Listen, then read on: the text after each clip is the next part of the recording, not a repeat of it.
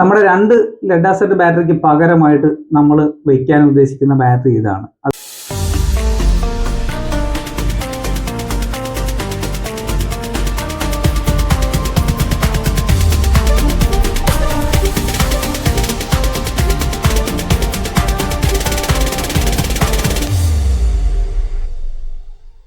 (24V) കാറ്റഗറിയിൽ വരുന്ന lithium ബാറ്ററിയാണ്.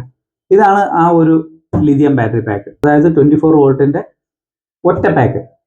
നമ്മുടെ ലെഡ് ആസിഡ് ബാറ്ററി അതുപോലെ 12V 2 ബാറ്ററി വെക്കണം. അപ്പോൾ നമുക്ക് സ്പേസ് കൂടുതലായിട്ട് വേണം, അതുപോലെ തന്നെ മെയിൻ്റനൻസും കൂടുതലാണ്. ഇതെന്ന് പറയുമ്പോൾ ഇത് കണ്ടോ, അത്യാവശ്യം ഈ ഒരു ചെറിയ പാക്കിങ് മാത്രമാണ് നമ്മുടെ ഈ ഒരു ലിഥിയം ബാറ്ററിക്ക് വരുന്നത്. വെയിറ്റ് ഉണ്ട് കേട്ടോ, ഏകദേശം ഒരു 10-25 കിലോയിൽ കൂടുതൽ വെയിറ്റ് ഇതിന് വരും.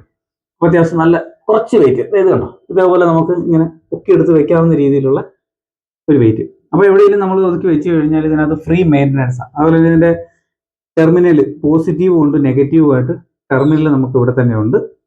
അതുപോലെ തന്നെ ഒരു സൈഡിൽ ഡിസ്പ്ലേ, ഈ ഫ്രണ്ട് സൈഡിൽ തന്നെ ഡിസ്പ്ലേ കൊടുത്തിട്ടുണ്ട്. അതുപോലെ തന്നെ ഇനി ഇതിൻ്റെ ബാക്ക് സൈഡിലൊക്കെ നോക്കുകയാണെങ്കിൽ നമുക്കൊരു ബ്രേക്കർ ഇത് കണ്ടോ, ബ്രേക്കർ നമുക്കിവിടെ കൊടുത്തിട്ടുണ്ട്. അതുപോലെ തന്നെ ഓൺ ഓഫ് ചെയ്യാനുള്ള സ്വിച്ചും നമുക്കിവിടെ കൊടുത്തിട്ടുണ്ട്. ഇതിൻ്റെ കുറച്ച് നിയമങ്ങളും കാര്യങ്ങളും ഒക്കെ കമ്പനി ഇവിടെ ഈ സൈഡിലാണ് കൊടുത്തിരിക്കുന്നത്. അതുപോലെ തന്നെ ഫ്രണ്ട് സൈഡിലേക്ക് വീണ്ടും നമ്മൾ വരികയാണെന്നുണ്ടെങ്കിൽ ഇതിൻ്റെ കംപ്ലീറ്റ് ആയിട്ടുള്ള ഡീറ്റെയിൽസ് ഇതിവിടെ സ്റ്റിക്കറായിട്ട് കംപ്ലീറ്റ് കാര്യങ്ങൾ കൊടുത്തിട്ടുണ്ട്.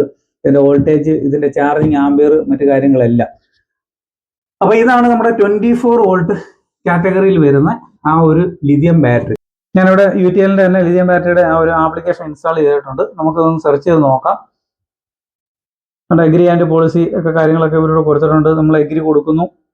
ബ്ലൂടൂത്ത് വഴി നമ്മുടെ റിമോട്ട് മോണിറ്ററിങ്, അതായത് വൈഫൈ ഓർ 4G ഡിവൈസ് നമ്മളത് ബ്ലൂടൂത്ത് വഴി നമ്മൾ കണക്ട് ചെയ്യുന്നു.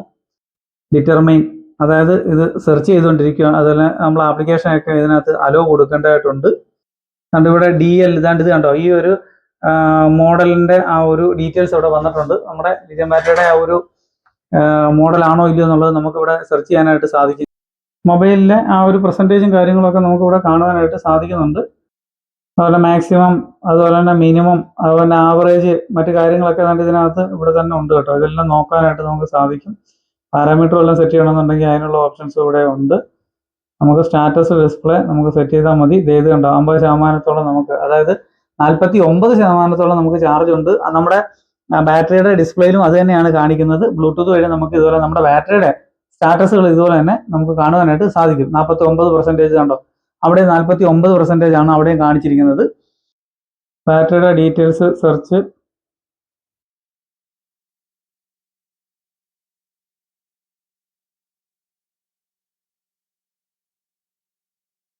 ഉണ്ടോ, ബാറ്ററിയുടെ ഡീറ്റെയിൽസ് വന്നുണ്ടോ. ബാറ്ററിയുടെ സെല്ലിന്റെ ഓരോ കാര്യങ്ങളും നമുക്ക് ഇവിടെ കാണുവാനായിട്ട് സാധിക്കും.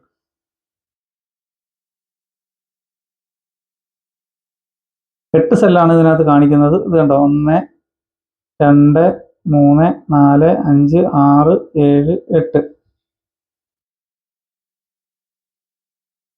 അപ്പോൾ ഓരോ സെല്ലിന്റെ വോൾട്ടേജും കാര്യങ്ങളൊക്കെ നമുക്ക് മൊബൈൽ വഴി ഇത് കണ്ടോ, ഓരോ സെല്ലിന്റെ ഇവിടെ വാച്ച് ചെയ്യാനായിട്ട് സാധിക്കും. എല്ലാത്തിനും 3.29, അതായത് 298V. ഇതിനകത്ത് 3000 ഇത് കണ്ടോ, ഓരോന്നിനകത്തും ഇത് കാണിക്കുന്നുണ്ട്. എല്ലാം 3.2 ഏകദേശം കാണിക്കുന്നുണ്ട്. അപ്പോൾ നമ്മൾ ഇൻസ്റ്റാൾ ചെയ്തുകൊണ്ട് നമുക്ക് ഇത് കണ്ടോ, ബ്ലൂടൂത്ത് വഴി നമുക്ക് ഇതിൻ്റെ ആ ഒരു സിസ്റ്റത്തിൻ്റെ ആ ഒരു വർക്കിംഗ് കണ്ടീഷനും അതിൻ്റെ ബാറ്ററിയുടെ വോൾട്ടേജ്, മറ്റു കാര്യങ്ങൾ, നമ്മുടെ ബാറ്ററിയിൽ എത്ര വോൾട്ടേജ് ഉണ്ട്, ഇതൊക്കെ നമുക്ക് ഡിസ്പ്ലേ നോക്കാതെ തന്നെ നമുക്കിത് കാണുവാനായിട്ട്, മൊബൈലിൽ കാണുവാനായിട്ട് സാധിക്കും കേട്ടോ.